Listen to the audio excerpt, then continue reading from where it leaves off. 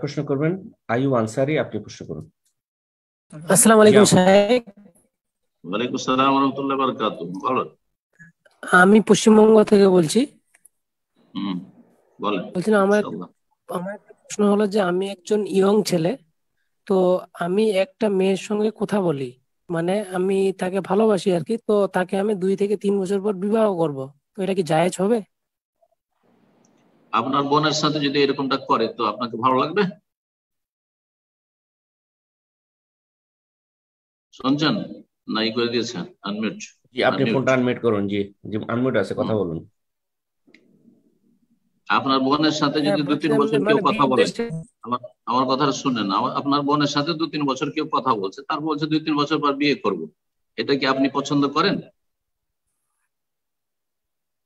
না না, তা তো অবশ্যই না, মানে আমারও খারাপ ঠিক, লাগবে ওইটাও একটা। কারো বোন, ওটাও কারো বোন, কারো মেয়ে, সুতরাং তারাও পছন্দ করবেন। এই কথাই নবী সাল্লাল্লাহু আলাইহি ওয়াসাল্লাম বলেছেন এক যুবককে, যে আপনার মতো জিজ্ঞাসা করেছিল, ইয়া রাসূলুল্লাহ ইযান লি বিযনা। কথা বোঝা গেছে? তো এই বেগানা মেয়ের সাথে যে অহরহ কথা বলছেন আর তাকে ভালোবাসি, এই ভালোবাসাটা অন্তরের জেনা, আর তার সাথে যে কথা বলেন এগুলো হচ্ছে কথার জেনা, আর তার দিকে যে মনটা ঝুঁকে থাকে এটা মনের জেনা, আর দেখতে চায় মনটা চায় আর দেখার সুযোগ নেন, দেখতে চান, মাঝে মধ্যে রাস্তায় দাঁড়িয়ে থাকেন তাকে দেখার জন্য ইত্যাদি যদি হয়, সেটা চোখের জেনা। এগুলো সব জেনা। আল্লাহ হেফাজত করুক। যদি বিয়ে করতে হয় তাড়াতাড়ি করে বিয়ে করে নেন। আর যদি এই 2-3 বছর পরে দেখা গেল যে এতদিন গল্প আমোদ ফুর্তি করার পরে আপনার পোষাইলো না বা ওর পোষাইলো না, তখন কেটে পড়লো কেউ, আর তারপরে তখন আমাকে ছেড়ে কেটে পড়লে তখন আত্মহত্যা, অথবা আত্মহত্যা না তো কি হত্যা। তো এইসব ঘটনা ঘটছে না, ঘটছে না? আল্লাহ হেফাজত করে এসব থেকে।